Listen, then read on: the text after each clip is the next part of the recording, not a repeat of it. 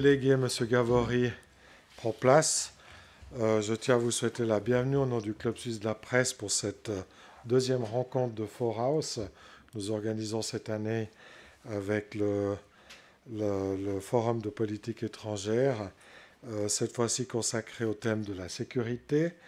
Donc je me réjouis une fois de plus de cette collaboration avec le groupe Forhaus qui est très actif en matière de réflexion sur la Genève internationale et qui apporte une contribution d'intérêt, une valeur ajoutée importante aux réflexions qui se mènent entre le cadre suisse ou genevois et la Genève internationale d'autre part. Donc, je ne serai pas plus long. Je vais demander à nos invités, avant de passer la parole à M. Alexandre Biderman, à nos invités de signer le livre d'or du Club suisse de la presse.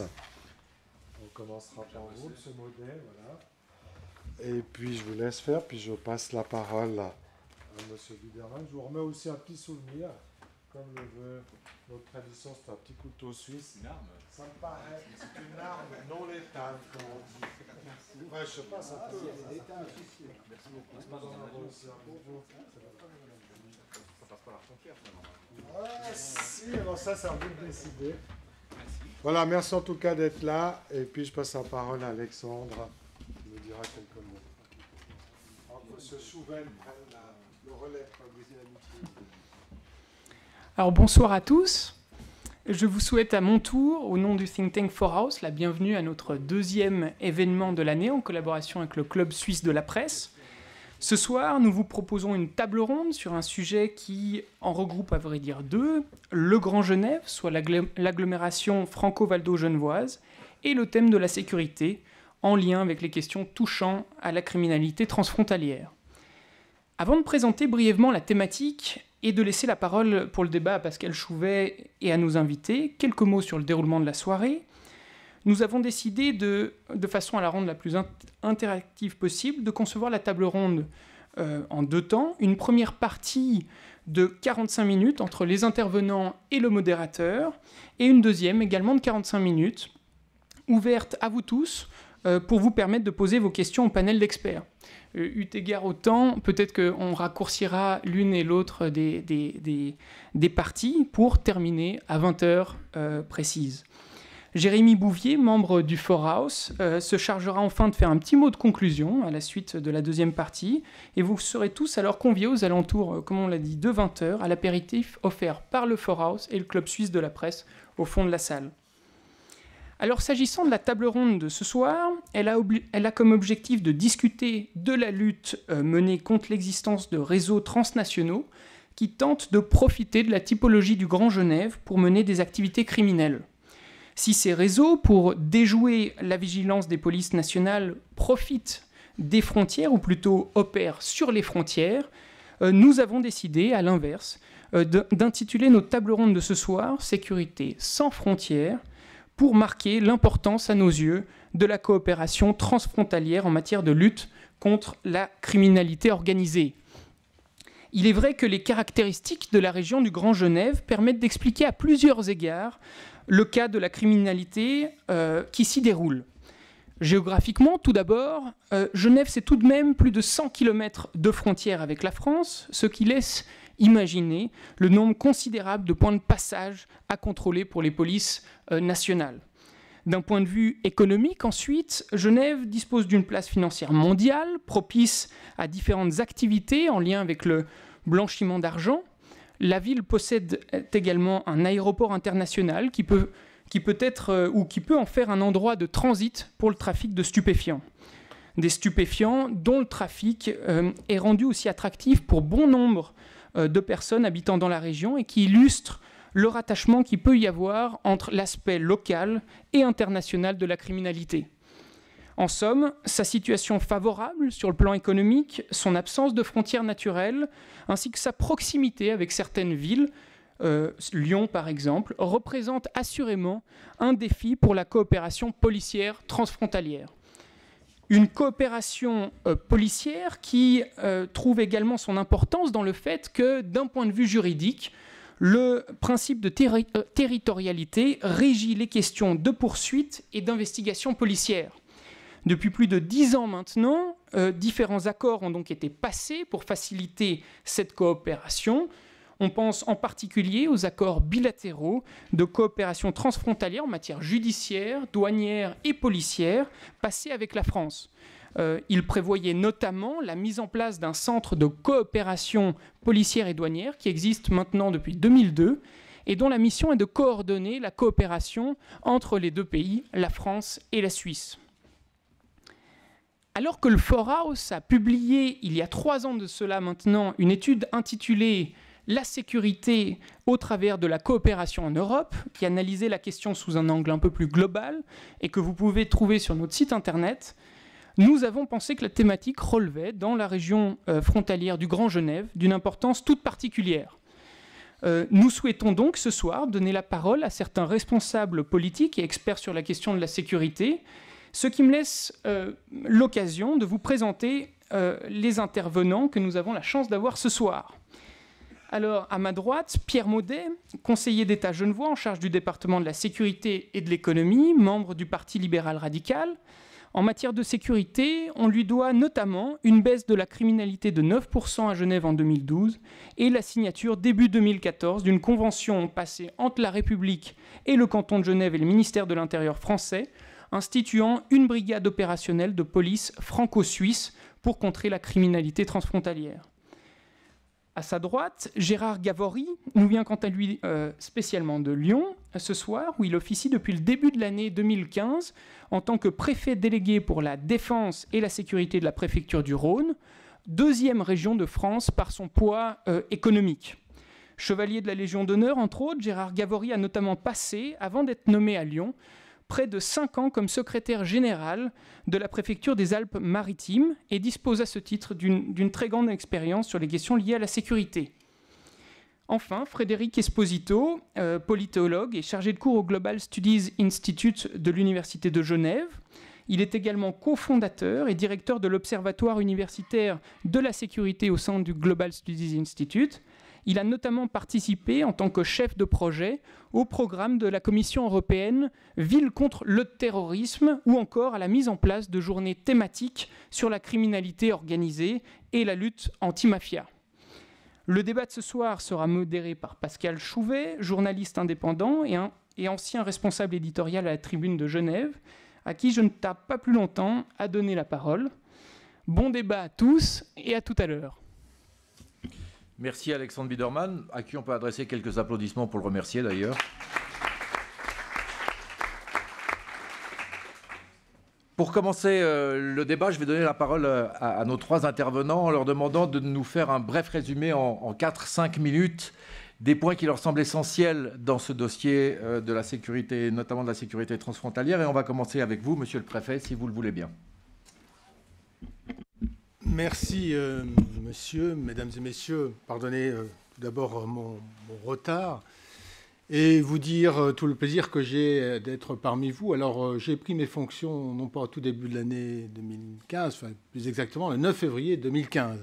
Donc, je solliciterai votre indulgence. Je n'ai pas la prétention de maîtriser parfaitement, pleinement la coopération coopération transfrontalière entre la France et la Suisse, mais je suis ici en tant que représentant le préfet de région, préfet de la zone de défense sud-est.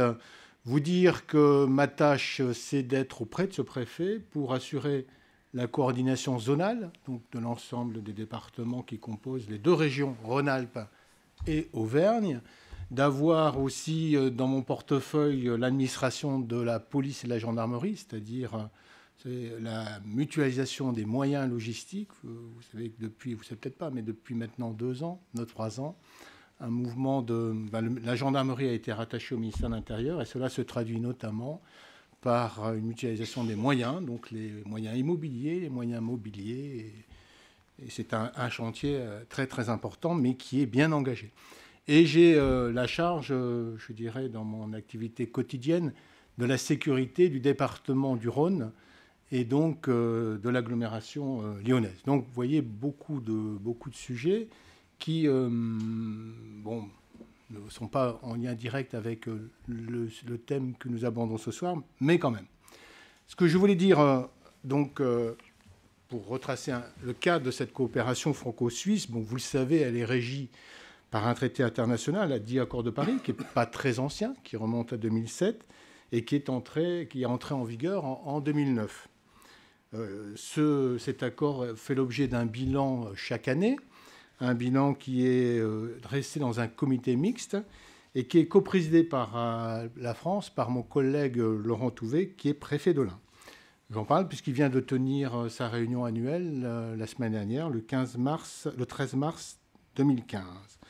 Alors cet accord de Paris prévoit les modalités de la coopération directe, c'est-à-dire de services à homologues étrangers, et a créé, ça a été évoqué, le centre de coopération policière et douanière qui est basé à Meyrin, à proximité de l'aéroport. Alors, le bilan de ce centre de coopération policière et douanière est jugé, côté français, mais je pense que ce point de vue est partagé par la Suisse, est jugé extrêmement positif.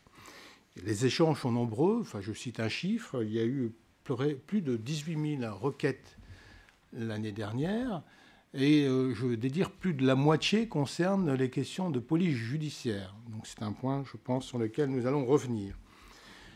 Au-delà de cette coopération, à travers donc ce centre de coopération policière, il y a une coopération bilatérale qui fonctionne là aussi bien entre services de police et de douane, et notamment les patrouilles mixtes franco-suisses. Et c'est dans ce cadre qu'a été créé, cela a été dit aussi avant par la personne qui a introduit le débat, la brigade opérationnelle mixte, dite Minerve, qui a été créée à l'initiative conjointe du préfet de Haute-Savoie et de vous, M. Maudet, représentant le canton de Genève. Donc c'est une brigade, vous le savez, qui réunit des policiers français et genevois et qui travaille en permanence de part et d'autre de la frontière, en civil, dans des missions, je le précise bien, de renseignement à finalité judiciaire.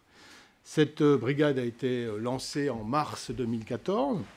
Elle a été pérennisée au vu des premiers résultats qui ont été jugés satisfaisants en juin 2014. Et elle est particulièrement active en matière de lutte contre les stupéfiants, contre le trafic de stupéfiants, de lutte contre les cambriolages et de lutte contre la délinquance économique et financière. Ce sont des défis auxquels nous sommes confrontés conjointement.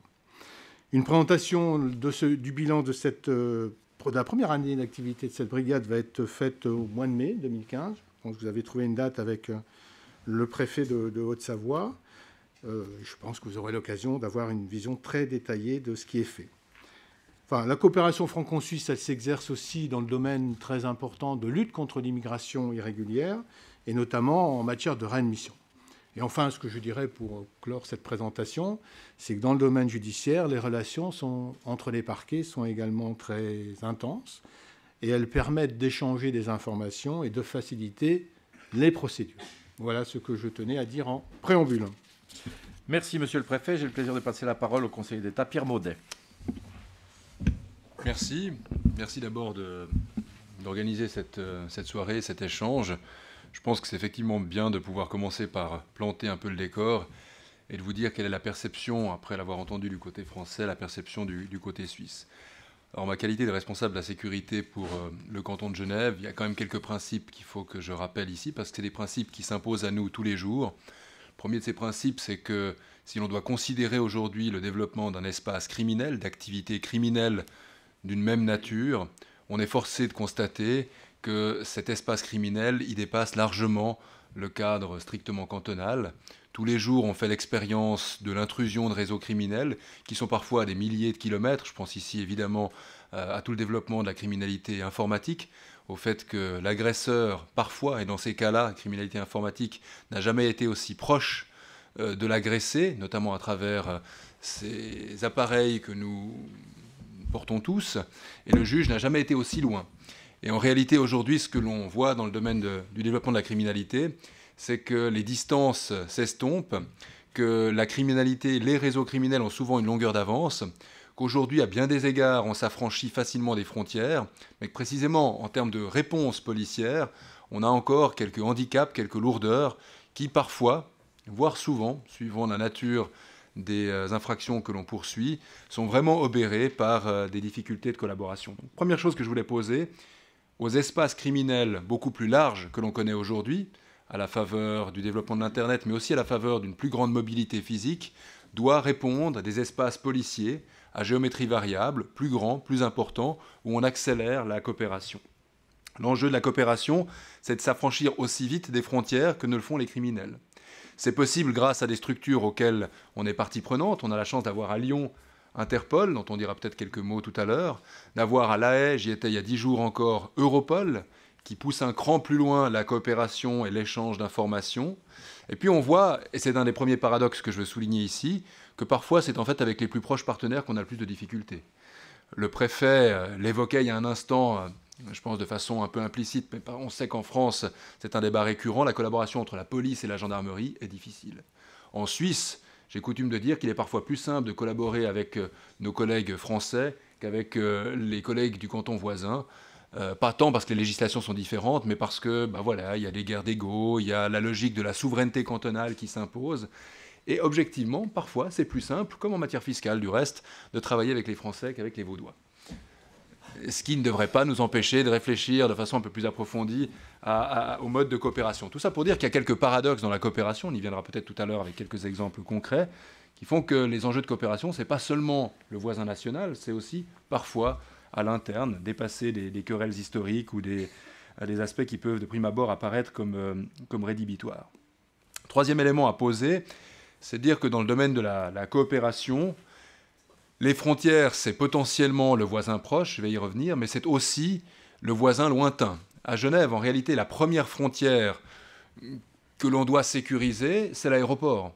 C'est 15 millions de passagers, c'est la porte ouverte de Genève sur les terres extra-Schengen, et ça a son importance par les temps qui courent.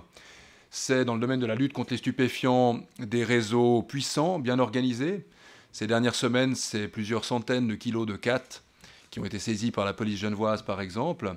C'est donc dire à quel point, aujourd'hui, la coopération transfrontalière concerne non pas seulement le voisin proche, mais aussi, évidemment, les voisins lointains. Quand je parlais de s'affranchir des frontières, on doit parler ici de toutes les frontières. S'agissant maintenant plus spécifiquement de ce qui nous réunit ce soir et de la coopération transfrontalière franco-suisse. Là, l'enjeu, il est particulier. Il est particulier parce que d'abord, il y a cette frontière physique, cette territorialité proche, qui fait que, encore plus que de s'affranchir des frontières, un certain nombre de réseaux criminels, on viendra tout à l'heure, je pense, dans le détail sur le type d'infractions qui sont visées, se nourrissent de la frontière pour se jouer d'une discontinuité judiciaire. En d'autres termes, pour profiter, là où ça n'existe pas encore formellement ou pas bien, d'un manque de coopération entre les polices, mais aussi pour jouer sur deux espaces judiciaires différents. Toute la difficulté dans le domaine de la sécurité, c'est que par définition, la sécurité s'inscrit dans un territoire. C'est une forme très poussée et revendiquée d'ailleurs de la part des États de souveraineté. En Suisse, on le voit bien, les polices sont cantonales, c'est ce qui pose d'ailleurs un certain nombre de problèmes. Les polices ne sont pas fédérales, on n'a pas de police fédérale, on a une police judiciaire fédérale, mais qui vient en appui du parquet fédéral. Les polices, comme un des derniers bastions de la souveraineté cantonale, expriment, à travers la présence sur le territoire, les limites aussi de ce territoire et les limites d'une activité. Et en 2012, lorsque j'ai pris mes fonctions, je me suis rendu compte assez rapidement que sur tout un certain type d'infractions, les criminels, encore plus que de se jouer les frontières, profitaient de cette rupture de continuum, notamment judiciaire, malgré les accords de Paris, je vais y venir dans un instant, pour se livrer précisément à des activités criminelles assez poussées où on profite de cette discontinuité entre les instances judiciaires ou au niveau des instances policières. J'ai observé aussi, c'est intéressant, que les traditions évidemment nationales sont différentes. Pour vous donner un exemple très simple, et là je parle sous le contrôle du préfet, s'agissant d'un moyen de contrôle policier extrêmement important aujourd'hui, par exemple dans le cas du trafic de stupéfiants, que sont les écoutes téléphoniques. En France, les écoutes téléphoniques, c'est un acte judiciaire qui nécessite une prise de position d'un juge, c'est assez lourd. En revanche, ça ne coûte pas cher du tout, puisqu'une fois que c'est décidé, les opérateurs français qui ont un régime de concession, j'imagine, se voient obligés de collaborer à un très bas prix avec les autorités policières pour livrer, par exemple, des listings de téléphone. En Suisse, c'est l'inverse. En Suisse, une écoute téléphonique se pratique assez facilement. Ça peut par exemple relever d'une décision administrative, pas judiciaire. Donc le principe peut être décidé très simplement.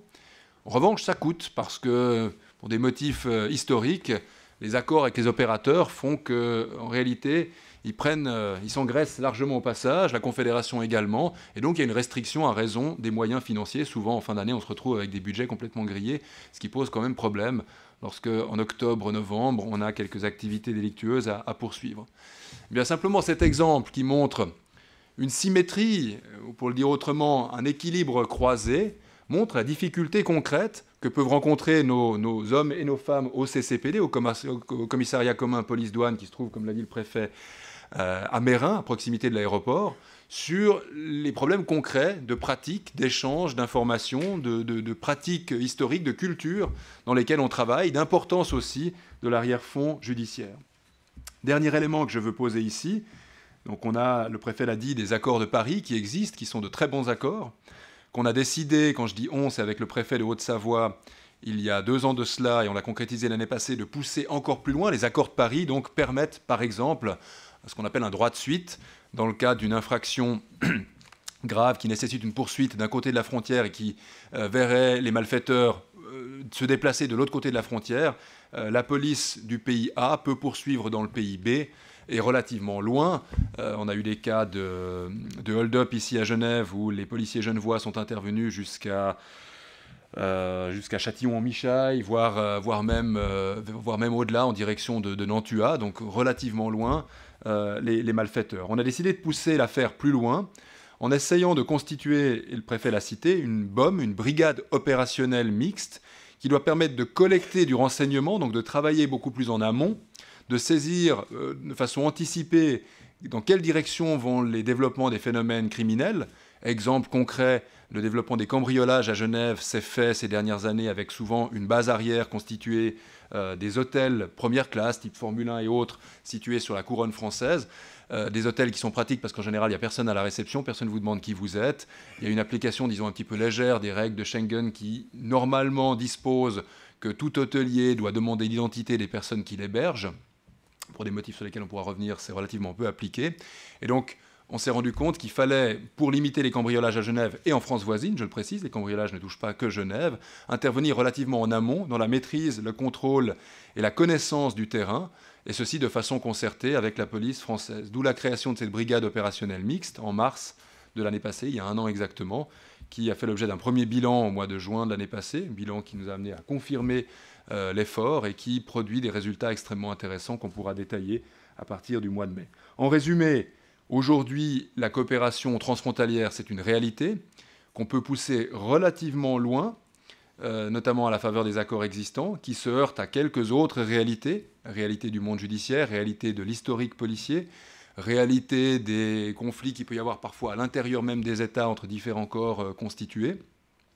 Mais je crois pouvoir dire aujourd'hui que, vu les enjeux de sécurité, tout le monde tire à la même corde, et que en ce qui nous concerne pour Genève, nous voyons par exemple le développement du CEVA, donc sous l'angle de la mobilité, le développement de l'économie genevoise, le développement de l'aéroport, comme autant de phénomènes structurants qui vont nous amener dans les années à venir à systématiquement intégrer le paramètre transfrontalier comme un paramètre structurant dans les politiques de sécurité, à telle enseigne que, et nous avons en cela de bons partenaires avec les Français, que pour la première fois en 2013 ou à fin 2012, le gouvernement français a reconnu une zone transfrontalière comme une zone de sécurité prioritaire, non pas parce qu'on comparerait Annemasse à la Seine-Saint-Denis, mais parce que précisément la frontière et la zone transfrontalière peut être génératrice de risques, de dangers, et que ça justifie qu'on fournisse un effort accru. Nous en savons gré au gouvernement français, parce que là où on pouvait imaginer que c'était un peu de gesticulation gouvernementale avec 3 CRS par-ci et 2 policiers par-là, en réalité, on observe à intervalles réguliers un vrai renforcement des moyens, et donc un gain pour la Suisse aussi de voir ces moyens amenés sur la région. Voilà, j'ai fait largement plus que les 5 minutes qui m'étaient imparties, mais ça permettait de poser le décor. Merci beaucoup Pierre Maudet. Pour terminer sur 2 tables, j'ai le plaisir de passer la parole au docteur Frédéric Esposito. Merci beaucoup pour votre invitation.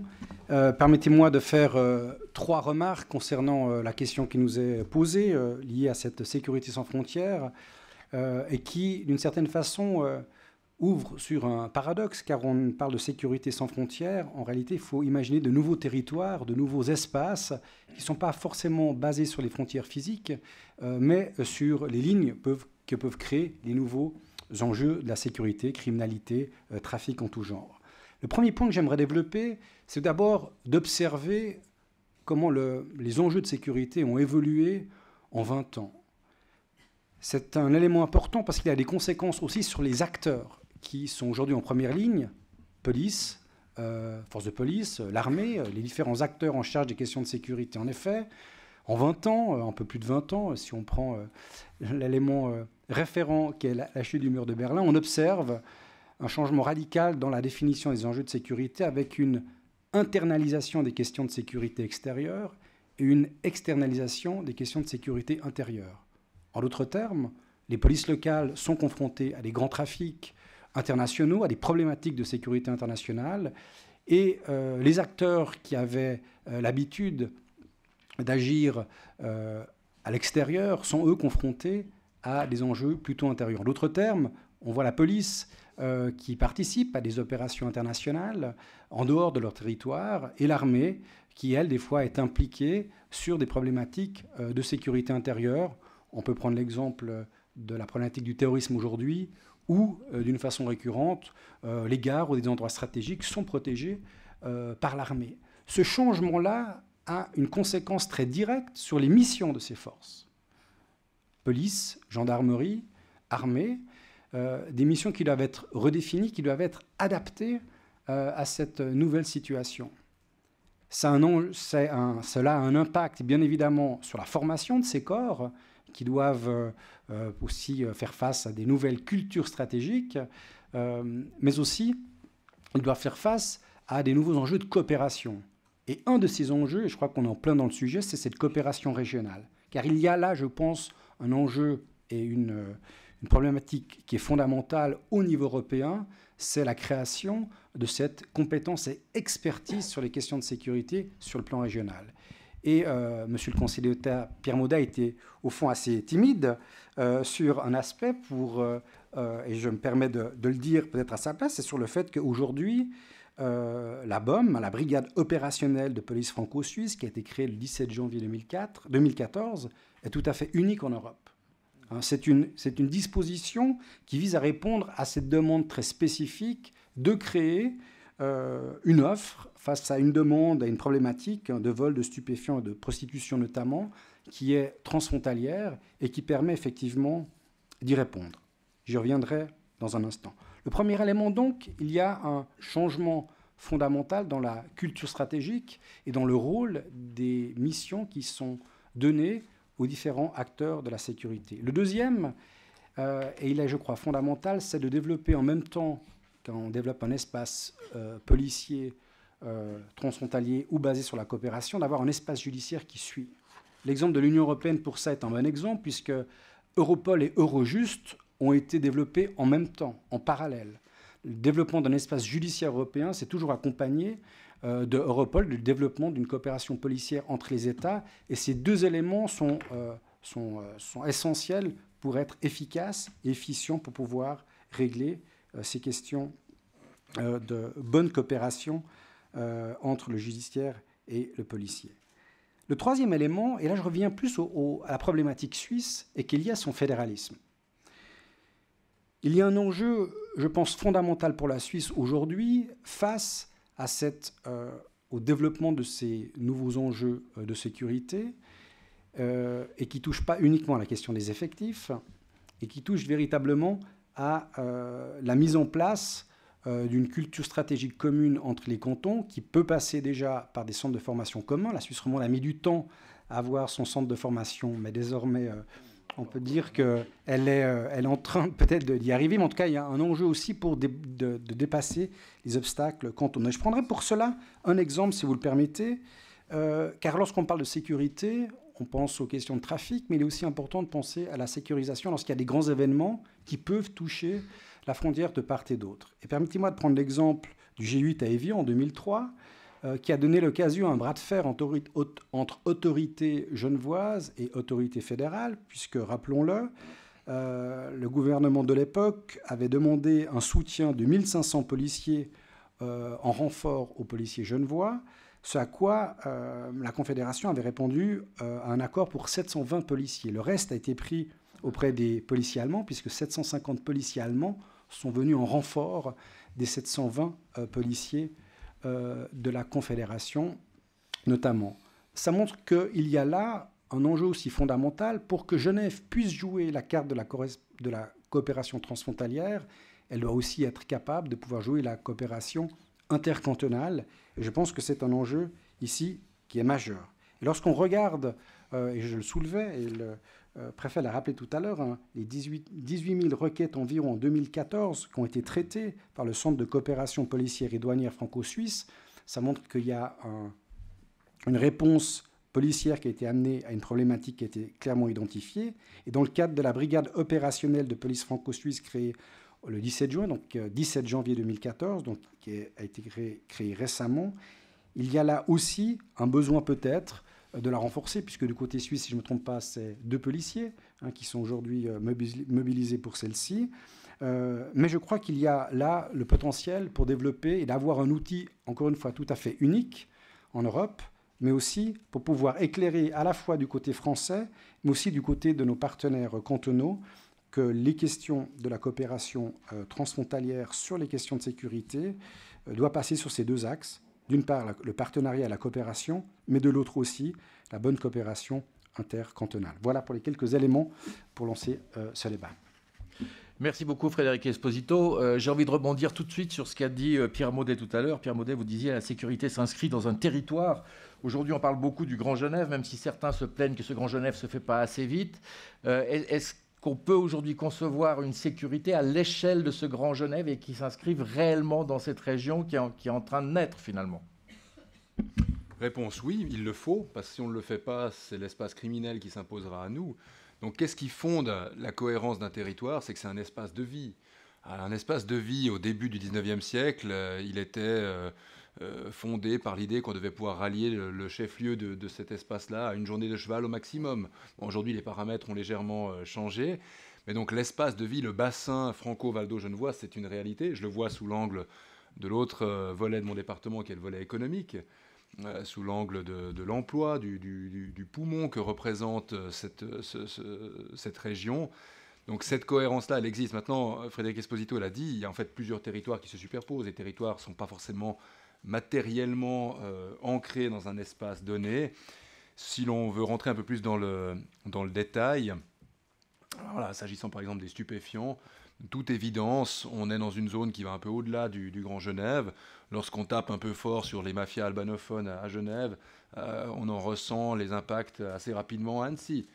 Et inversement, pour citer un exemple, lorsque l'on fait une belle saisie de cambrioleurs géorgiens ici, dont on sait que la suite du programme est d'écumer le reste de la Suisse, les autres cantons nous en remercient. Enfin, en l'occurrence, ils ne nous en remercient pas parce qu'ils ne le savent pas, mais ils pourraient nous en remercier. Donc voilà, tout dépend après du type d'infraction, du modus operandi. Ce que l'on constate de façon quand même générale, c'est que les grandes tendances criminelles aujourd'hui, qui s'affranchissent des frontières, opèrent avec plus de professionnalisme, plus de méthode, avec effectivement à peu près aucune considération pour les aspects de frontières, et avec des cibles qui sont des cibles opulentes. Alors de ce point de vue-là, Genève, voilà, il n'y a pas besoin d'avoir fait de grandes études en économie pour se rendre compte que c'est relativement intéressant.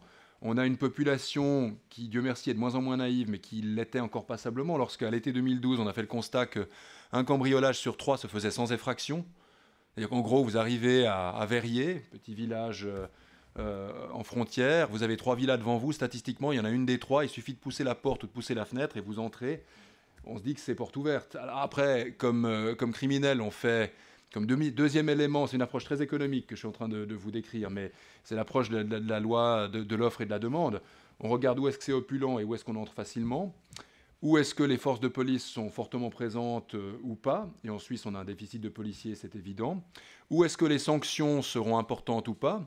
Alors avec le durcissement à l'époque Sarkozy des lois pénales, la comparaison ne souffre pas précisément de grande ambiguïté. En Suisse, les sanctions sont moins élevées. Et puis de surcroît, la pratique ensuite judiciaire, avec quelque chose qui fait beaucoup rire un grand nombre de criminels, qui est le principe des jours-amendes, se révèle évidemment extrêmement attractif, parce que donc vous venez, vous vous servez, si par malheur vous croisez un policier et que vous faites arrêter, bon, c'est ennuyeux, mais enfin le risque qui est réellement une sanction de type peine privative de liberté est relativement restreint. Et puis encore faut-il que vous ayez un sursis qui soit levé ou que l'on ne vous inflige pas de peine amende. Donc c'était une grande plaisanterie. Dieu merci, on est revenu un peu maintenant à de meilleurs sentiments, avec une pratique plus dure s'agissant des sanctions, des parquets suisses cantonaux qui ont effectivement durci le ton aussi. Et voilà. Mais ça montre qu'on est tributaire, par exemple, des pays voisins. Lorsque l'Italie prend des décisions en matière migratoire, ça a un impact sur la Suisse. Lorsque la France durcit ses lois pénales, ça a un impact sur la Suisse. Lorsque des opérations sont décidées du côté de Lyon ou de Grenoble pour d'excellents motifs qui regardent finalement les autorités de ces villes ou les préfectures de ces villes, c'est bien qu'on soit averti parce que voilà, si on a tout d'un coup un déferlement d'immigrés de la 4e génération qui a décidé de vider les caves de Grenoble des armes lourdes qui s'y trouvent, c'est mieux de le savoir. Je caricature un peu, mais il y a de ça. Si vous permettez, quand vous dites c'est mieux qu'on soit averti, ça veut dire que vous l'êtes ou que parfois vous ne l'êtes pas? Ça veut dire que dans un passé récent, on l'a été relativement systématiquement. Ce que j'observe, c'est qu'on l'est beaucoup à la faveur des bons contacts entre policiers. On l'est aussi, et c'était la raison de ma présence il y a 10 jours à Europol. Europol était d'une part intéressé de l'expérience de la brigade opérationnelle mixte, mais d'autre part, moi, ça m'intéressait de voir comment est-ce qu'on arrivait à optimiser aujourd'hui la traçabilité des réseaux criminels. Et là, voilà, il y a des choses qui sont de nature embryonnaire, des choses qui sont relativement avancées. Tout ça va dans la bonne direction. Le réflexe, je dirais, la systématique de l'information est relativement bonne, mais on peut encore mieux faire, on a du potentiel. Après, on se heurte quand même à des obstacles juridiques. Sur la transmission des données, par exemple, on ne peut pas tout transmettre aux autres autorités aussi facilement. Tous les États, après, ont des services de renseignement, il y a des échanges de bons procédés. On en discute ces jours-ci à Berne, la loi sur les renseignements. Il faut savoir que le service des renseignements de la Confédération n'a pas de base légale pour pratiquer les écoutes téléphoniques. Un service de renseignement sans écoute téléphonique, voilà, c'est une chose bizarre, c'est comme un couteau avec un manche et sans lame. Partant de là, les services de renseignement français, j'imagine, je le dis comme ça sous toute réserve d'usage, doivent voir un intérêt modeste à coopérer avec les services de renseignement suisses si ceux-ci ne peuvent pas, parce que le principe même du renseignement, c'est échanger de l'information. Si les Suisses sont aveugles et sourds, ça ne présente pas un grand intérêt de leur donner par ailleurs des renseignements. On en obtient quand même, mais c'est pour montrer les limites de l'exercice. Donc on peut mieux faire. J'ai envie de mettre ensemble deux choses que vous venez de dire, c'est-à-dire que ce qui fonctionne bien dans l'information, c'est les bons contacts entre les policiers, visiblement des policiers suisses qui s'entendent bien avec des policiers français. Qu'est-ce qui les empêche à partir de là de se transmettre des informations avec ce joli appareil que vous avez montré tout à l'heure, qui est un téléphone portable, sans forcément que la hiérarchie ou que la justice soit au courant? On est quand même dans un état de droit, donc au bout d'un moment, si ça doit déboucher sur des procédures, c'est quand même mieux que ces procédures ne soient pas viciées, que les informations aient été transmises en bonne et due forme, que des écoutes téléphoniques se soient pratiquées correctement, etc. etc. Donc on atteint vite les limites. Ce qui est intéressant, puis ça c'est un des points qu'on peut développer, parce que moi là-dessus, ma religion n'est pas totalement faite et on est en train de tâtonner, c'est de voir qu'on a des opinions publiques en Europe qui sont de plus en plus désireuses que les polices fassent un travail préventif. Et pour cause, quand on parle de terrorisme, on préfère qu'on intervienne avant la commission de l'infraction. Bon, quand on parle de pédophilie aussi. Mais ça ne va pas de soi. Ça ne va pas de soi parce qu'un travail préventif suppose des faisceaux d'indices, d'éléments, suppose qu'on est à la limite, là aussi, de l'état de droit sur l'observation du citoyen. Sans parler de la présomption d'innocence, mais quand même, il y a cette pression qu'on ressent. Alors la brigade opérationnelle mixte, clairement, elle avait et elle a toujours pour vocation de prévenir en essayant de détecter l'émergence de réseaux criminels, leur implantation, etc., et d'intervenir très rapidement au moment où ceux-ci commettent leurs méfaits. Mais enfin, derrière, il y a tout un débat qu'on doit avoir et qui prend encore plus de sens dans une logique transfrontalière, parce que qui dit prévention commune dit justement échange d'informations, dit culture commune, Et ça, voilà, ça se construit petit à petit. On ne peut pas simplement le décider par voie d'arrangement administratif. Et c'est là que je vois une vraie opportunité, un vrai intérêt. Toute la discussion qu'on a eue avec le directeur général d'Europol il y a 10 jours portait là-dessus. En disant aujourd'hui, avec la pression qu'on a sur la sécurité des citoyens sous l'angle de la lutte contre le terrorisme, quels moyens on se donne, avec des législations différentes, mais qui ont tendance effectivement à passablement s'harmoniser, pour faire converger encore davantage les polices européennes, et notamment les polices suisses, qui présentent l'intérêt d'être au cœur du continent. J'ai envie d'entendre Gérard Gabory, monsieur le préfet, sur cette question-là. Finalement, l'histoire du territoire me paraît importante et de la circulation du renseignement dans ce territoire. Parce que les citoyens, eux, circulent. Hein, on sait combien de citoyens passent la frontière chaque jour. Cette frontière, elle est relativement virtuelle dans la plupart des cas. Hein, on la voit même plus, sauf quand il y a des bouchons aux heures de pointe. Mais à côté de ça, il y a une sécurité à assurer. Donc comment est-ce qu'on s'y prend ? Vaste sujet. Parce que on est quand même encadré par nos lois et règlements. C'est-à-dire que, bon, beaucoup de choses ont été dites. Nous, l'action des forces de police et de gendarmerie, elle est quand même, bon, elle s'inscrit dans une démarche préventive. Et j'y reviendrai là-dessus. Je veux dire qu'il y a eu un changement, je dirais, assez radical à la suite des attentats de janvier à Paris. Et il y a aussi donc une action qui s'inscrit... Une action, dès lors qu'elle est judiciaire, elle est sous l'autorité d'un juge. C'est-à-dire, bien évidemment, il y a le procureur hein, qui est systématiquement informé, qui encadre les poursuites. Et puis, quand les faits sont sérieux, avérés, il y a un juge, enfin, il y a un magistrat du siège. Donc, je précise cela parce que c'est quand même quelque chose qui est très contraignant, et qui est contraignant, mais qui est aussi protecteur de nos libertés, et c'est une difficulté, enfin c'est une donnée à prendre en compte dans la coopération. Et c'est la raison pour laquelle, bon, la coopération qui est entre nos deux pays, mais de manière générale entre tous les pays européens, elle est policière, elle est douanière, mais elle est aussi judiciaire. Donc il y a tout, il faut jamais l'oublier, il y a tout un volet là qui existe et qui est peut-être plus compliqué que les échanges d'informations. Alors je reviens là-dessus sur les sujets. Le Conseil d'État a bien exposé en fait les défis auxquels nous sommes confrontés. Bon, les trafics organisés, que ce soit les trafics de stupéfiants, les trafics de prostitution, les cambriolages. Bon, on est confronté en fait au même phénomène, c'est-à-dire que nous on a assisté depuis maintenant plusieurs années à ce qu'on appelle une délinquance venant des pays d'Est, qui en fait commet beaucoup de cambriolages, qui est à la tête de trafic de stupéfiants.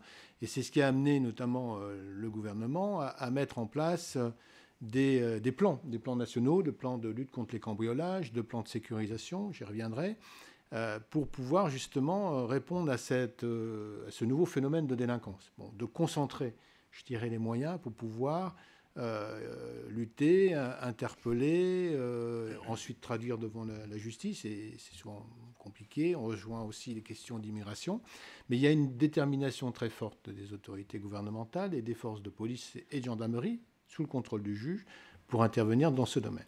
Alors, on est dans une région transfrontalière où les échanges sont très faciles, comme vous disiez, la frontière on ne l'aperçoit plus. Les délinquants l'ont très bien utilisé. Ce qui veut dire que nous, quand on sait qu'il y a des trafics de stupéfiants dans la région Rhône-Alpes ou même ailleurs, il y a forcément des déclinaisons, des conséquences ici et inversement. Donc l'échange d'informations se fait entre policiers, je pense pouvoir le dire, en matière de coopération de police judiciaire. La police s'est adaptée aussi. On a créé ce qu'on appelle les zones de sécurité renforcées, des ZSR.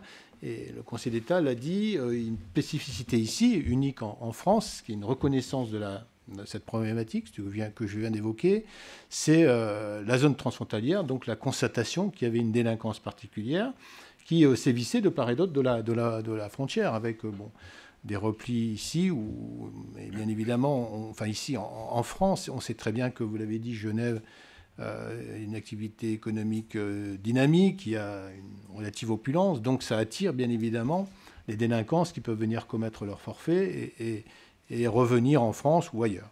Donc ces échanges ont lieu parce qu'on a ce sont les mêmes. Alors après, ce qu'il faut, c'est donc cette ZSP. Cette ZSP a été créée pour justement concentrer ce que je disais donc face à ces phénomènes, l'objectif c'est d'assurer une présence plus active et plus efficace des forces de police et de gendarmerie, de manière à donc lutter contre les cambriolages, ça on a décliné de manière très concrète, et sécurisation. Alors sécurisation, c'est une présence très régulière, donc des forces de sécurité mobile, que ce soit chez nous les compagnies républicaines de sécurité, police nationale ou les gendarmeries mobiles.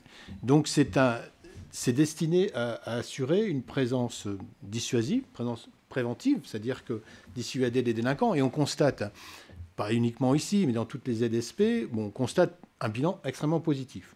On a fait le bilan de l'année 2014, notamment dans le département du Rhône, on a 5 ZSP, et on a constaté que la délinquance avait reculé de 8%, ce qui n'est même pas négligeable, parce qu'on a réorienté l'action de la police, de la gendarmerie, de manière à assurer une présence plus constante, et quand il y a une intervention, une réplique aussi, c'est le mode opératoire de la police, c'est-à-dire que quand il y a des faits, des trafics, la police ne laisse pas faire, réplique. Donc cela a été fait. Alors, ce que vous allez me dire, je devance certainement des questions, c'est-à-dire que on sécurise ces zones, ça veut dire que la délinquance, comme elle s'adapte, elle va aller ailleurs. Elle va aller ailleurs, sur d'autres territoires, notamment en France, mais aussi d'autres territoires, ici en Suisse. Donc, et c'est là que la coopération trouve toute sa place, c'est-à-dire qu'il faut échanger, il faut pouvoir agir de manière concertée pour éviter qu'il y ait un déplacement donc, de délinquance de part et d'autre de la frontière. Voilà, donc je voulais vraiment insister là-dessus sur cette nouvelle approche donc, du mode opératoire de la police. Ça a été, alors, pour ceux qui ont suivi ces questions, c'était un sujet qui a été débattu en France, c'est-à-dire que c'était une politique qui a été voulue par l'actuel gouvernement et qui a été fortement critiquée. Mais on peut dire que les premiers résultats sont tout à fait, je dirais, probants. Je vous ai cité le chiffre qu'on a constaté. Sur Annemasse, je n'ai pas les chiffres précis, mais il y a une baisse également de la délinquance. Voilà, alors, revenir, pardonnez-moi d'être un peu long. Vous parliez des difficultés que vous aviez en relation entre les autorités fédérales et les autorités cantonales. Nous, on est un pays unitaire avec une police d'État, une gendarmerie d'État. Je reviens sur ce que je disais sur ce qui s'est passé, les conséquences qu'on a tirées des attentats donc, de Charlie. C'est-à-dire que là, il y a eu une prise de conscience, vous l'avez vu, de l'opinion publique, de l'existence d'un risque terroriste. Le risque, on savait qu'il existait, mais les faits ont vraiment bouleversé, je veux dire, les Français, mais pas uniquement les Français. Et on fait prendre conscience qu'il y avait une réalité qui avait peut-être été un peu gommée, et notamment nous, en matière de... On a pris conscience qu'on avait peut-être baissé la garde dans nos services de renseignement, donc d'où la politique actuelle de renforcement des effectifs pour suivre mieux ce phénomène, donc renforcer les services de renseignement. C'est à l'œuvre, parce que les premiers renforts vont arriver ou sont déjà arrivés dans les différents services de renseignement. Et aussi donc une adaptation, alors vous l'avez dit, différence entre nos systèmes judiciaires, un renforcement de ce qu'on appelle l'arsenal juridique, il y a une loi qui est en cours de débat au Parlement français, mais il y a déjà des mesures qui ont été prises qui sont parfois jugées attentatoires aux libertés individuelles. La mesure d'interdiction de sortie du territoire, c'est-à-dire qu'une personne qui est soupçonnée d'acte de terrorisme peut se voir retirer son passeport et sa carte d'identité et se voir retirer la possibilité de franchir les frontières. Donc c'est une mesure qui est à l'œuvre. Certaines décisions ont été prises, décisions ministérielles qui relèvent du ministre lui-même et qui est une mesure préventive qui n'est pas, alors ça c'est une grande innovation dans notre droit, qui ne donne pas lieu à un débat contradictoire. Ce débat contradictoire, ce débat c'est peut-être pas le mot, un échange contradictoire a lieu après la prise de la mesure. Donc c'est un... Vous voyez jusqu'où on peut aller. Alors je sais que c'est un sujet qui heurte certains magistrats. J'ai eu un article hier dans un quotidien du soir du secrétaire du syndicat de la magistrature. Mais vous voyez, donc, je cite cet exemple parce que face à la prise de conscience est telle qu'on est amené à prendre des mesures qui sont très, très importantes et très radicales. Merci beaucoup. Frédéric Esposito souhaitait réagir, mais j'ai presque envie de le relancer en lui disant, est-ce qu'avec les attentats de Charlie Hebdo le 7 janvier, on change de paradigme en matière de sécurité? On avait déjà changé préalablement, simplement c'est que l'intégration de ce changement de paradigme prend du temps. Sur la question du terrorisme, très clairement, et depuis, je dirais, les attentats du 11 septembre, les attentats de Madrid en 2004, de Londres en 2005, de Anders Breivik aussi. Enfin, donc il y a un enjeu qui a mis du temps à être perçu, surtout sur la menace terroriste. Si je prends juste cet exemple-là, on l'avait imaginé globale et immatérielle après les attentats du 11 septembre, et tout d'un coup, elle a des visages, et elle est surtout très territoriale et très nationale. Et ça, c'est un changement fondamental, parce que tout d'un coup, il va falloir intégrer des paramètres qu'on avait évacués jusque-là. Pour caricaturer un petit peu, si vous me permettez, on était prêt à envoyer l'armée en Irak après le 11 septembre, alors qu'aujourd'hui, on se rend compte que c'est une problématique aussi autant sociale qu'économique dans le processus de radicalisation des jeunes européens notamment. Donc il y a un changement complet. Il faut en d'autres termes que les travailleurs sociaux et les responsables du renseignement et de la police travaillent ensemble. Ça change complètement, je dirais, la matrice à partir de laquelle les politiques de sécurité et antiterroristes ont été faites. Il faut faire aussi attention dans ce contexte aussi très émotionnel à avoir la capacité aussi à prendre de la distance par rapport à ce phénomène-là. Ça concerne autant les réactions de la population qui est peut-être très demandeuse de sécurité, même si le débat, je trouve, sur les libertés individuelles est très présent. Et je m'en réjouis de toujours que ce cadre démocratique soit toujours bien posé lorsqu'on débat des questions de sécurité.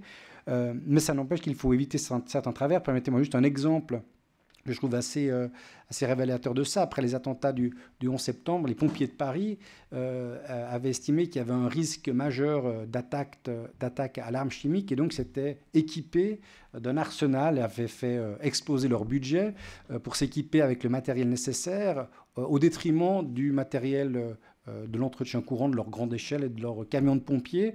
Et ce matériel-là, ils l'ont jusqu'à présent, fort heureusement, jamais utilisé. Mais ça montre que sous l'effet de ce contexte très émotionnel, il y a effectivement un débat qui doit être capable de prendre ces distances-là. Et on le voit aujourd'hui sur la question du renseignement, comme c'est le cas notamment en Suisse, où il y a effectivement un enjeu qui est posé sur l'exigence de sécurité, mais aussi l'exigence du respect des libertés individuelles. Je pense que c'est dans ce cadre-là que le débat doit être posé aujourd'hui. Merci beaucoup. Très rapidement à Monsieur le Préfet et au Conseiller d'État, après j'aimerais donner la parole à la salle. Je vous entends parler de toutes les problématiques des territoires, puisqu'il ne s'agit plus d'un territoire, mais de deux territoires. Il y a le territoire propre, le territoire de la région, et puis le territoire immatériel, notamment des réseaux. Comment est-ce qu'on fait en termes d'effectifs? Pierre Maudet, vous disiez tout à l'heure, c'est difficile de recruter des policiers. Je sais qu'en France, c'est pas facile non plus. Comment est-ce qu'on fait finalement pour faire face à toutes ces missions avec relativement peu de moyens humains? Bon, je n'ai pas dit que c'était difficile de recruter. Aujourd'hui, c'est moins difficile de recruter qu'il y a quelques années. Et ce qui est difficile, c'est dans le cadre des budgets publics, d'avoir le disponible. Alors, il se trouve qu'à Genève, on ne peut vraiment pas se plaindre, puisqu'on a eu de belles augmentations d'effectifs ces dernières années. On évoquait il y a un instant, et le préfet a raison de le citer, les décisions prises par le gouvernement français à la suite des événements du début de l'année. On parle de plusieurs centaines d'engagements. La réaction en Suisse sur le terrorisme, c'est d'engager 6 personnes avec un délai de 3 ans pour répondre à la menace terroriste sous l'angle du renforcement du renseignement. C'est juste une plaisanterie. Donc entre les réalités budgétaires qui sont ce qu'elles sont et qui représentent un corset potentiel et le besoin de protection de la population, il y a un gap qui est assez énorme. Encore une fois, sur Genève, on peut difficilement se plaindre. On a une police d'abord qui est bien équipée. C'est vrai que pour les 2 policiers genevois qui vont tous les jours travailler à Annemasse, je peux vous assurer qu'il y a une conscience quotidienne de la qualité et de la chance de la mise à disposition par l'État genevois de moyens et de bâtiments dignes de ce nom, pour le former de façon assez assez poli. Donc c'est une belle expérience lorsqu'il faut rappeler à d'aucuns que Genève vit avec certains moyens et sur une certaine orbite. L'enjeu après, c'est vraiment d'avoir des leviers, de gagner en coopération et en échange d'informations. Donc c'est bien d'avoir des moyens supplémentaires, c'est mieux de les coordonner. Merci, monsieur le préfet. Rassurez-nous, il paraît que le commissariat d'Annemasse va être totalement rénové. Ça a été décidé il y a quelques jours. Je vous confirme, oui, tout à fait. Je vous confirme. C'est une des opérations prioritaires pour la zone de défense. Elle est inscrite au budget, ce qu'on appelle notre programme triennal. Alors, ce que j'ai dit, c'est vrai que pour réduire les déficits publics, tous les ministères ont été contraints de réduire leurs effectifs. Et cela est vrai pour le ministère de l'Intérieur. Donc, à la suite des événements de janvier 2015, il a été décidé de mettre fin à cette diminution et donc de recruter des policiers supplémentaires, des gendarmes supplémentaires, et donc, comme je l'ai indiqué, de renforcer notamment les services de renseignement. Bon, vous savez que les services de renseignement avaient subi une réforme très importante de la création de ce qu'on appelait la Direction générale de la sécurité, enfin c'est la Direction du renseignement intérieur, et on avait peut-être baissé un peu trop la garde sur notamment le renseignement dit territorial. Bon, une nouvelle réforme a été engagée et elle s'accompagne d'un renfort d'effectifs supplémentaires. Alors, je voulais aussi parler des militaires, vous l'avez évoqué. C'est vrai aussi que nous avons, à la suite des événements, décliné ce qu'on appelle le plan Vigipirate, et qui a pour objet de déployer des militaires sur le sol français. Alors là aussi, c'était un retour, même si ce dispositif a toujours existé. Vous voyez des patrouilles dans les gares, dans les aéroports, mais là, on a été déployer à l'échelle nationale 10 500 militaires dans un contexte qui est aussi contraint, puisque c'est l'équivalent des forces qui sont projetées dans les opérations extérieures. Vous savez que la France est présente sur plusieurs territoires extérieurs. Et donc, ces effectifs ont été déployés pour protéger les lieux de culte, les centres commerciaux, les gares. On a adapté ce dispositif en mettant des gardes, enfin en changeant le mode de garde, mais en maintenant une surveillance très, très constante. Le gouvernement a décidé de maintenir, même si cela coûte beaucoup, de maintenir cet effectif de 10 500 militaires jusqu'à l'été, puisqu'on estime que la menace est toujours existante. Merci, je me tourne vers vous. On va essayer de poser des questions courtes et de donner des réponses brèves. Le plus dur étant de poser la première question. Qui veut la deuxième ? Ok, j'ai deux deuxièmes. Donc une première deuxième et une deuxième. Monsieur, vous avez la parole. Vous appuyez sur le bouton, on vous écoute. Merci, Monsieur Chouvet, de me passer la parole. Deux questions brèves. Je suis Peter Losli, je suis à la tête du Conseil de développement du Genevois français adossé à l'Arc du Genevois, donc les 120 maires qui jouxtaient en cercle ou entourent la République et canton de Genève. Et je suis par ailleurs suisse de l'étranger, né à Bâle, dans une autre région transfrontalière avec 3 pays. La première question, à vous, monsieur le préfet, puisque vous êtes ici en terre genevoise, hôte étranger. Quel bilan tirez-vous de la ZSP qui a été mise en place? Et est-ce qu'il serait envisageable de l'étendre à l'échelle de l'ensemble du Genevois français, à savoir les 9 intercommunalités et la ville de Thonon? Et la deuxième à monsieur... non, ça c'est une seule question. ZSP et extension à l'échelle du Genevois français à monsieur le conseiller d'État. La dissymétrie que vous avez décrite dans vos brèves interventions est complète entre la Suisse et la France en la matière. Vous vous adressez à l'État. En l'occurrence, vous avez même, il y a 1 an et demi, accueilli le Premier ministre français. Et ça, c'était le lancement de Minerve. Avez-vous des contacts avec les maires qui ont des pouvoirs en matière de police, les 120 maires? Je les reverrai jeudi soir, puisque j'assiste comme observateur au comité syndical de l'Arc. Est-ce que ces 120 maires qui ont décidé de se doter en pôle, d'être pôle, vous aurez demain un pôle métropolitain autour de Genève, à la même échelle que Lyon, Saint-Étienne et Grenoble, est-ce que vous avez des contacts, autrement dit, des partenaires dans le domaine de la politique pour la sécurité, autres que l'État français? Merci. Si toutes les questions sont aussi brèves, on va pouvoir en poser 3, mais on va essayer quand même. Monsieur le préfet, ZSP, bilan, vous en avez parlé tout à l'heure. Est-ce qu'on peut imaginer de l'étendre? Alors, il y a une évaluation qui a été faite assez récemment sur les ZSP. On ne parle pas d'extension de la ZSP à l'heure actuelle, de la ZSP d'Annemasse. Dans un premier temps, il y avait une détermination d'une première liste qui a été complétée, mais le bilan qui a été fait ne préconise pas une extension de la ZSP, la zone de sécurité prioritaire d'Annemasse. Bon, il y aura un nouveau bilan qui va être fait au cours de cette année 2015. Peut-être la question mérite d'être revue, mais je crois comprendre à travers votre question que vous le souhaitez.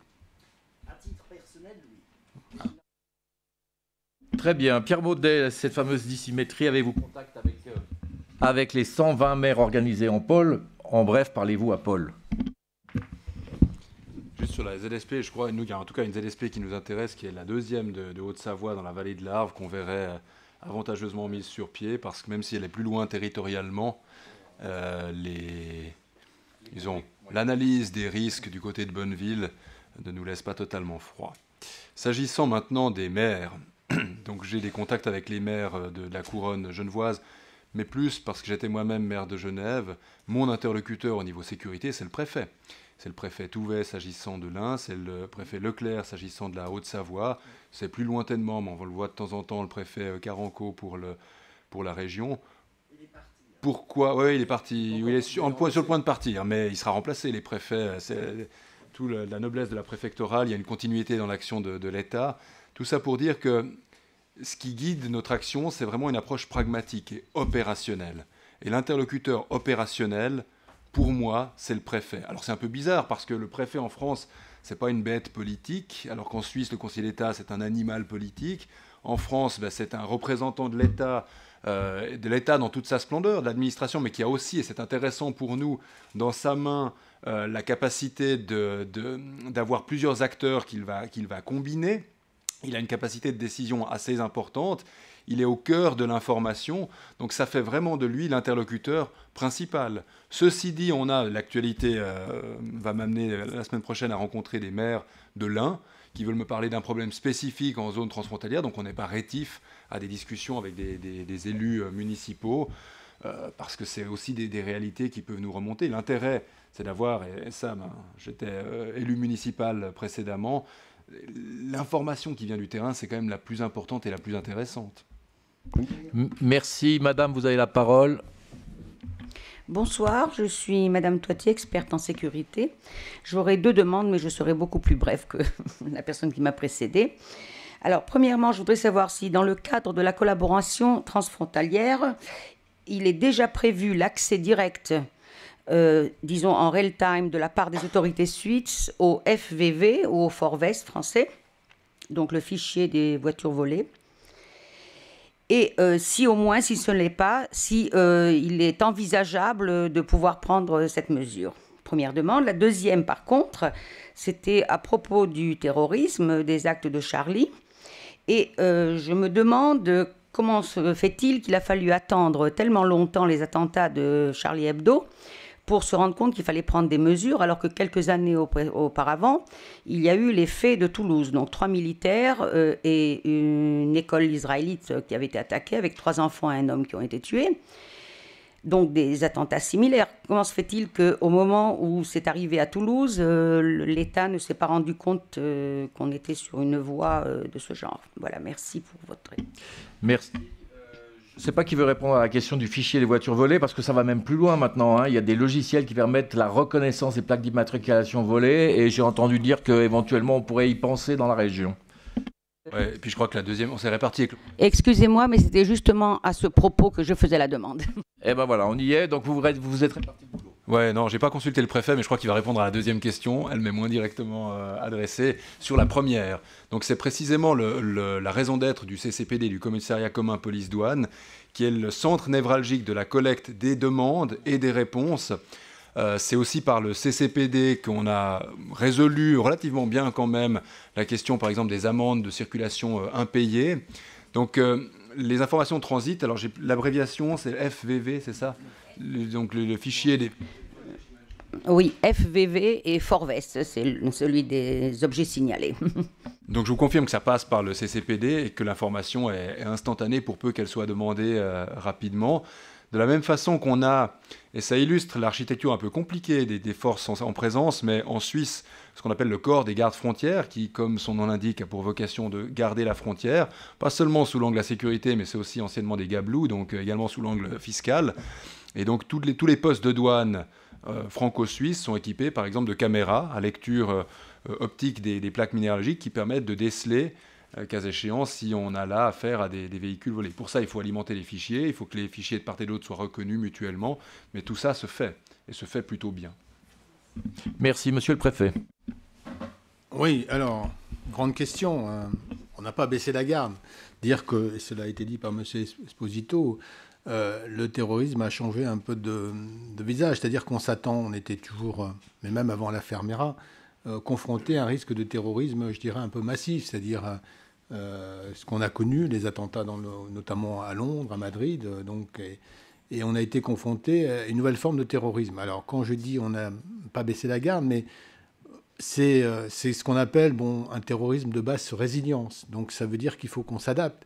Alors, il faut qu'on s'adapte, c'est-à-dire que, vous voyez, vous avez bien vu, tant Mera que les frères Kouachi et Koulibaly, c'était des jeunes, c'était des jeunes français, pas venant de l'extérieur, donc qui avaient été sur des théâtres d'opérations extérieures, qui s'étaient formés au terrorisme et qui sont revenus commettre leurs faits. Alors, quand je dis qu'on a renforcé les services de renseignement, c'est pour pouvoir mieux suivre ces jeunes qui se radicalisent, qui vont sur les théâtres d'opération, qui vont faire le djihad, d'où les mesures que j'ai évoquées d'interdiction de sortie du territoire. Ça veut dire qu'il faut réorienter notre service de renseignement, nos moyens de suivre ces individus. Le grand risque qu'on a, c'est que ces jeunes ou moins jeunes qui ont été sur des théâtres d'opération, qui ont été faire le djihad, reviennent commettre des faits terroristes sur notre territoire, mais pas uniquement notre territoire, ça concerne tous les pays européens, j'irais même tous les pays occidentaux.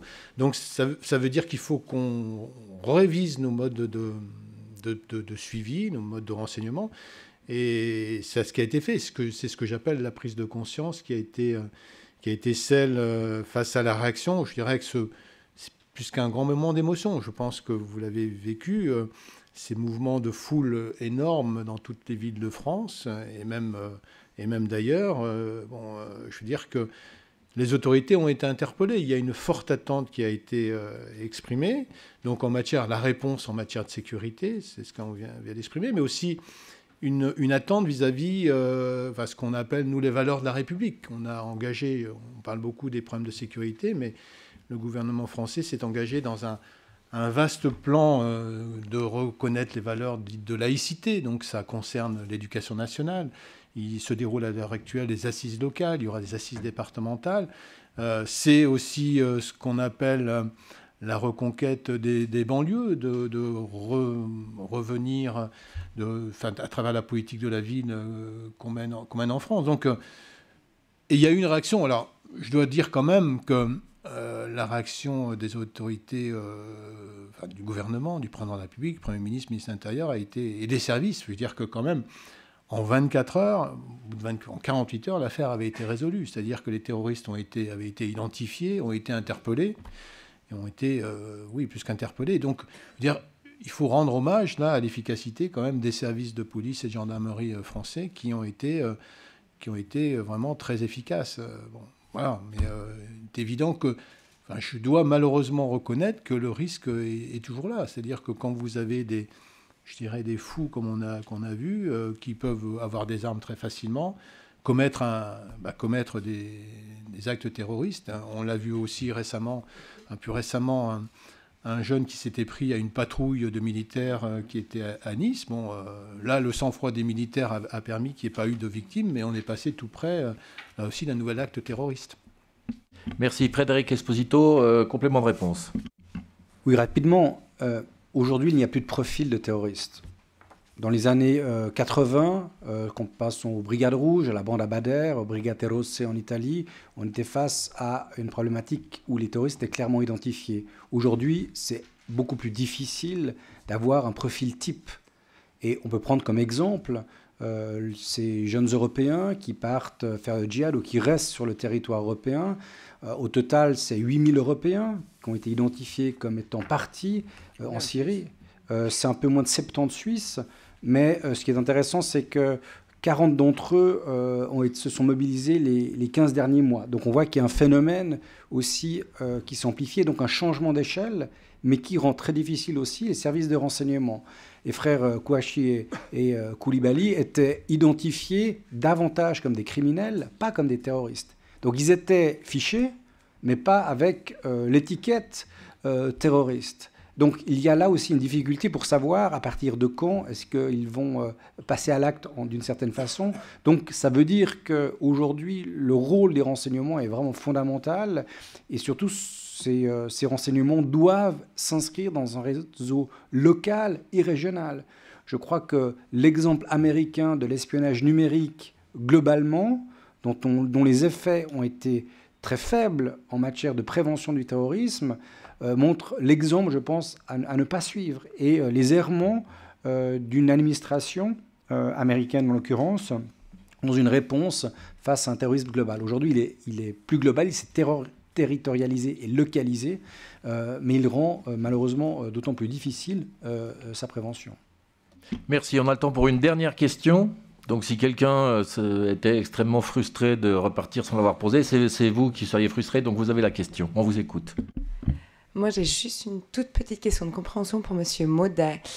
Vous avez dit, quand vous avez comparé le système de mise sur écoute entre la France et la Suisse, qu'en Suisse, c'était une décision administrative ? Pour les mises sur écoute, ouais. Vous avez parlé d'une décision administrative ? Ce que j'observe, c'est qu'en Suisse, c'est beaucoup plus simple de faire une écoute téléphonique. En France, c'est un processus beaucoup plus compliqué. Donc en Suisse, vous avez un déclenchement administratif. Ensuite, ça doit être couvert effectivement par un procureur ou par un juge. Mais en Suisse, ce qui est frappant, c'est de voir qu'assez rapidement, on atteint, et tous les cantons connaissent cette situation, une limite plutôt de nature financière. Alors qu'en France, lorsque j'observe notamment en écoutant des spécialistes au CCPD, une demande de Suisse pour pouvoir obtenir des écoutes françaises, c'est un arsenal assez lourd. L'obstacle est plutôt de nature juridique. Tout ça pour illustrer que dans les deux cas de figure, on connaît des limitations, mais une plutôt à raison de l'argent et l'autre plutôt à raison du processus judiciaire. Je crois que ce que Madame voulait savoir, c'est ce qu'on entend par décision administrative. Est-ce qu'un inspecteur peut décider, un conseiller d'État peut décider? Qui peut décider? Alors la réponse est plus compliquée, elle varie d'un canton à l'autre. Dans le cas de Genève, c'est un bon exemple, puisque j'avais fait introduire dans la loi des dispositions permettant, 3 articles qui ont ensuite été contestés au tribunal fédéral, permettant de prendre des mesures d'investigation préventive et secrète, parmi lesquelles des mesures d'écoute qui ne reposaient par définition pas sur une décision judiciaire, dès lors qu'on était en pré-judiciaire. C'est tout le débat que j'évoquais tout à l'heure sur la prévention. Quels moyens on se donne aujourd'hui, tout en respectant l'état de droit, pour pouvoir, avant la commission d'une infraction, cas échéant, lancer des mesures de ce type-là, qui sont évidemment intrusives. Par définition, vous n'allez pas avertir que vous faites ces écoutes, parce qu'on suspecte fortement quelque chose. Et en fait, c'est une discussion un peu théorique, parce que dans les faits, on se rend compte que assez rapidement, on bascule dans une dimension pénale, et qu'à partir de ce moment-là, on peut faire couvrir l'activité par une décision judiciaire. Mais quand même, et c'est pour ces raisons-là que les 3 articles que j'avais proposés, les 3 articles de loi ont aussi été invalidés par le tribunal fédéral, considérant que la lésion des intérêts, la protection de la sphère privée était trop grand ou disproportionné au regard du but à atteindre. Je ne suis pas certain que la population aurait tranché dans ce sens-là, notamment lorsqu'aujourd'hui on fait de la traque aux pédophiles. S'il faut attendre qu'il y ait commission d'infraction pour intervenir, je ne suis pas certain que ce soit franchement la position la plus populaire qui soit. Mais voilà, c'est comme ça. Merci beaucoup Pierre Maudet.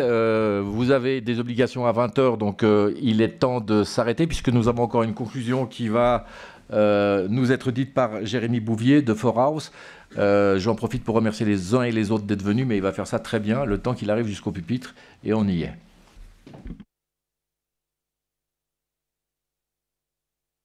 Voilà, parfait. Alors je vais brièvement prendre la parole pour un mot de conclusion. Alors tout d'abord, le groupe régional Genevois de Forhaus tient à adresser ses remerciements, tout d'abord aux intervenants qui ont accepté notre invitation à venir débattre de cette question de la sécurité transfrontière avec nous M. Pierre Maudet, conseiller d'État chargé du département de la sécurité et de l'économie, M. Patrick Gavory, préfet délégué à la sécurité et à la défense de la région Rhône-Alpes, et le docteur M. Frédéric Esposito, directeur de l'Observatoire universitaire de la sécurité à l'Université de Genève. Mais également à M. Pascal Chouvet, modérateur de cette table ronde, ainsi qu'au Club de la Suisse, bien entendu, et à son directeur, M. Guy Métan. Alors, comme nous l'espérions, le débat a été riche et intéressant, et je vais essayer de synthétiser les points qui ont été abordés. Premièrement, les modalités actuelles de la coopération, et ici l'importance de l'accord franco-suisse de coopération transfrontalière en matière judiciaire, policière et douanière comme matrice de la coopération bilatérale a largement été soulignée. On peut aussi évoquer le Centre de coopération policière et douanière, ainsi que la brigade opérationnelle mixte, initiative qui est unique en Europe, comme cela a été rappelé. En second lieu, et ça a largement été fait, ont été mis en avant les enjeux et les défis futurs de la coopération policière transfrontalière franco-suisse notamment, avec notamment ce qui a été pointé, c'est l'asymétrie entre les espaces policiers, judiciaires et criminels. Ce processus de dématérialisation de la frontière, avec le développement notamment de la criminalité informatique, le conflit entre le renforcement des dispositifs judiciaires et le respect des libertés individuelles, l'influence des évolutions de législation pénale à l'étranger et les activités criminelles ici en Suisse notamment, et inversement probablement, et l'interconnexion entre les enjeux locaux de sécurité et les enjeux internationaux de sécurité. Enfin, l'élargissement des questions sécuritaires au-delà du débat franco-suisse, en tout cas au-delà des relations franco-suisses, et en effet ont été plus largement évoquées les questions du terrorisme international et de la mutation de ces problématiques et de ces enjeux. Alors, en définitive, et pour conclure, aujourd'hui, les problématiques sécuritaires sont largement interprétées comme les conséquences des processus d'internationalisation. Ainsi, y répondre, encourager la poursuite de la coopération policière transfrontalière, devrait aussi être appréhendé comme un moyen de bâtir au sein des populations un plus large consensus autour de la poursuite de la construction de l'agglomération franco-valdo-genevoise. Merci de votre présence et je vous invite dès à présent à poursuivre cette discussion autour d'un verre. Merci beaucoup. Je garde votre attention une seconde. Quelques remerciements à faire. Vos applaudissements pour remercier le Club suisse de la presse de nous avoir accueillis, s'il vous plaît. Quelques applaudissements pour For House Genève qui a organisé cette rencontre. Et beaucoup d'applaudissements pour ceux qui sont venus vous parler ce soir.